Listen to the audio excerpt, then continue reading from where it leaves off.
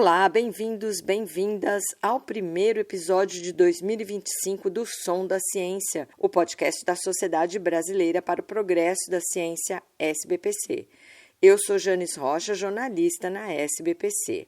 O Brasil terá um papel de destaque nos debates sobre meio ambiente em 2025, ao sediar em novembro a 30ª Conferência das Partes das Nações Unidas, a COP30, um encontro global anual de líderes mundiais, cientistas, organizações não governamentais e representantes da sociedade civil para discutir ações de enfrentamento às mudanças do clima.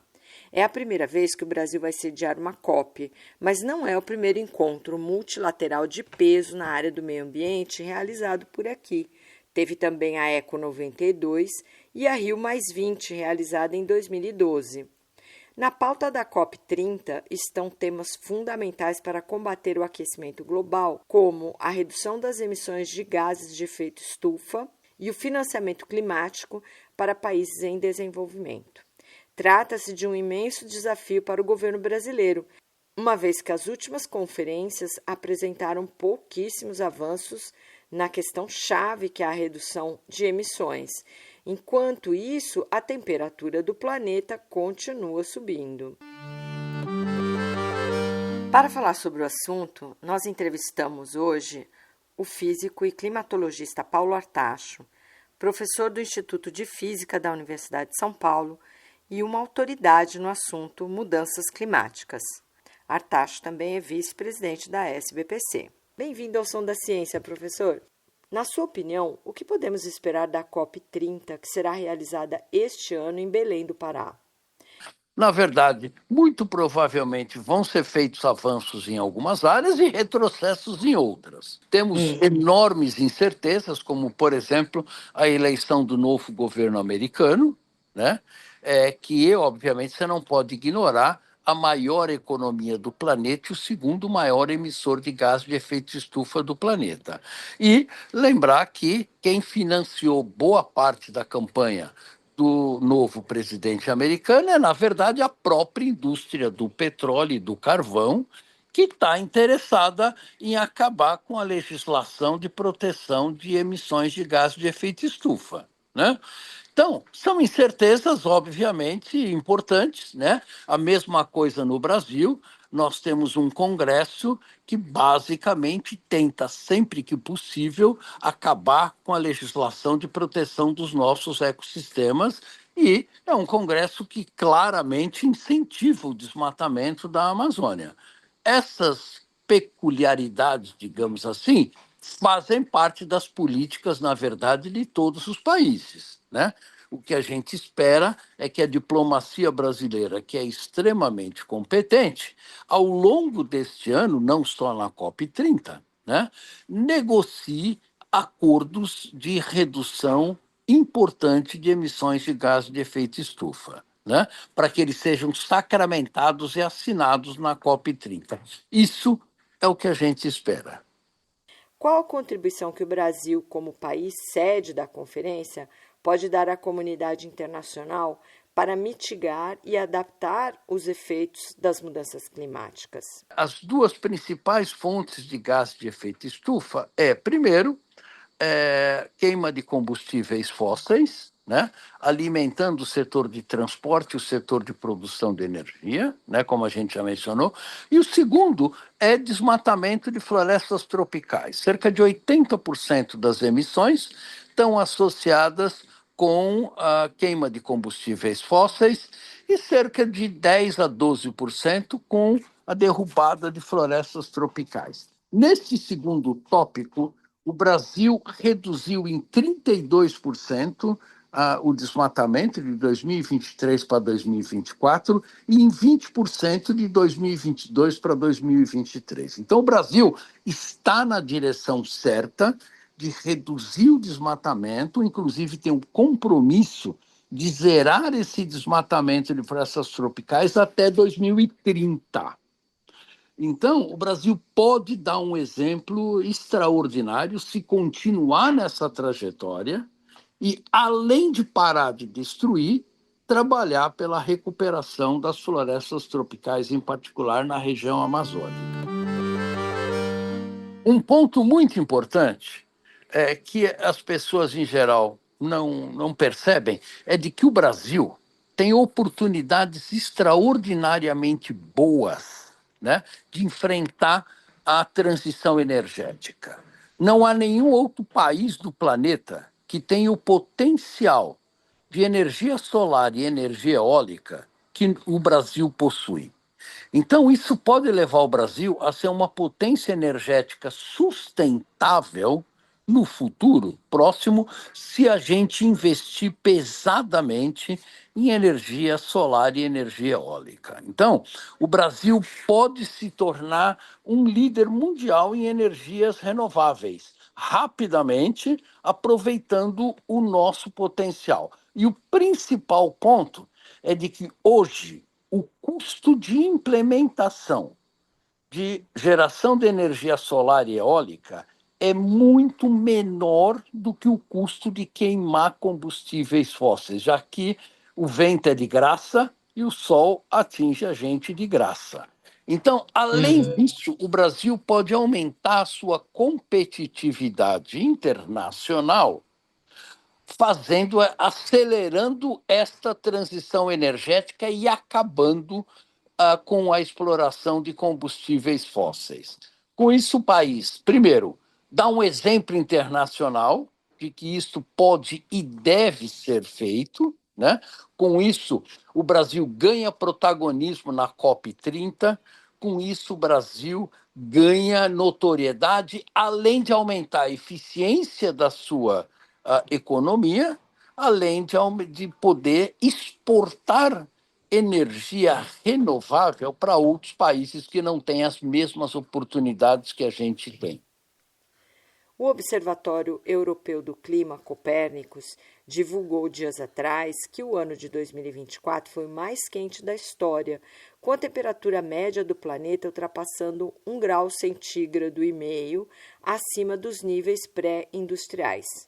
Pode-se dizer que o Acordo de Paris, assinado em 2015, que tinha como meta conter a alta da temperatura do planeta em 1,5 graus, fracassou?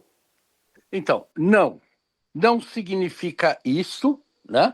O Acordo de Paris, ele continua válido e continua com uma tentativa de estabilizar a temperatura mundial em 2 graus, preferencialmente em 1,5 graus Celsius, após a redução de emissão de todos os países. Acontece que, obviamente, o problema não é com o Acordo de Paris. O problema são com os países não reduzirem, não acabarem com os combustíveis fósseis como planejado no Acordo de Paris. Então, veja, uma coisa é o acordo, a outra coisa são as ações de 196 países que não estão obedecendo às diretrizes do acordo climático. Esse é o ponto principal. Mas e agora? O senhor acredita que será necessário firmar outro acordo? O que precisa é implementar o Acordo de Paris. O acordo existe, foi assinado, referendado por 196 países, tá? E é o único instrumento internacional focado na redução de emissões de gases de efeito estufa. Então, ele continua com as suas premissas absolutamente válidas, ou seja, precisamos limitar o aumento de temperatura em 2 graus Celsius em relação aos níveis pré-industriais, preferencialmente limitar essa temperatura em 1,5 graus Celsius. Para isso, os países têm que, a cada ano, explicitar as suas metas de redução de gases de efeito estufa. Tá? Essas premissas continuam válidas, mesmo que a temperatura tenha passado de 1,5 graus, 2 graus ou até 3 graus.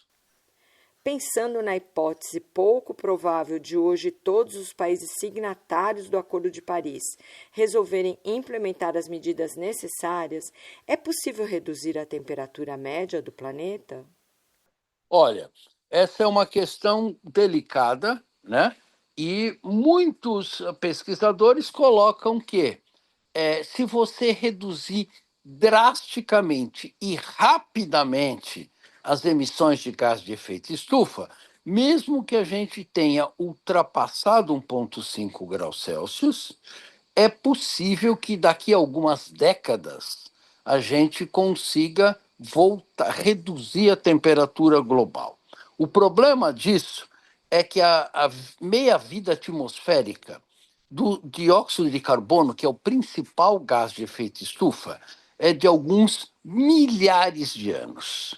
Ou seja, uma vez emitido, esses gases ficam na atmosfera por milhares de anos, a menos que no futuro se desenvolva tecnologias para remover esses gases da atmosfera, tecnologias que não existem hoje, né? Então, isso talvez seja possível. Eu acho extremamente improvável e extremamente difícil que isso aconteça. Então, se atingirmos 2 graus Celsius, nós vamos ter que adaptar nossas atividades socioeconômicas, impactos na saúde, impactos no sistema hídrico, pelo menos pelos próximos 3, 4 ou 5 séculos. Bem, esses impactos que o senhor menciona já estão aí, já estamos vivenciando. Como, na sua opinião, podemos nos adaptar a essa nova realidade de picos de calor, chuvas torrenciais e secas catastróficas? Então, nós temos que nos adaptar ao novo clima. Quer dizer, nós não temos outra alternativa. Enchentes como nós tivemos no Rio Grande do Sul no ano passado, elas vão acontecer de novo. Nós só não sabemos aonde e quando. Então, isso traz um imperativo importante para o Brasil, em particular, de se preparar muito melhor para ondas de calor, grandes inundações, grandes secas, para o aumento do nível do mar, né? Que são todas questões que, com certeza, vão ocorrer e de que o Brasil está totalmente despreparado para enfrentar. Tá? Então, isso é uma tarefa absolutamente urgente para a humanidade. O Som da Ciência publicou, ao longo de 2024, uma série de podcasts sobre os biomas brasileiros, mostrando que o aquecimento global, somado às atividades humanas predatórias, estão afetando e mesmo destruindo parte importante dos biomas. Nenhum deles está a salvo. Que futuro o senhor vê para o meio ambiente no Brasil? É possível recuperar essas perdas? Olha, é evidente que uma vez que você derruba uma floresta tropical e você coloca uma área de pastagem ou uma área de plantação de soja, vai demorar vários séculos para aquela região que foi abandonada recuperar a biodiversidade original que ela tem. E em algumas regiões, isso pode vir a ser totalmente impossível.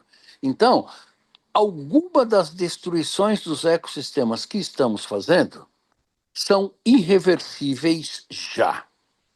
Agora, o Brasil tem uma quantidade de terra propícia para ser feita a recuperação ecológica que também nenhum outro país do planeta tem as mesmas oportunidades que a gente tem.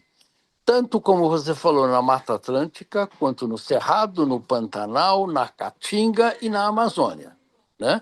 Então, o Brasil deve sim investir rapidamente na recuperação ecológica dessas regiões, inclusive para restaurar alguns dos serviços ambientais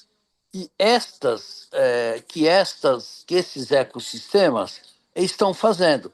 Por exemplo, a redução da evapotranspiração de árvores da Amazônia, que irriga com vapor de água e com chuva o Brasil central e o agronegócio brasileiro, pode parcialmente ser revertido, com investimentos em grande escala nas áreas que estão degradadas da Amazônia, áreas que foram desmatadas e de que não foram aproveitadas, foram áreas abandonadas.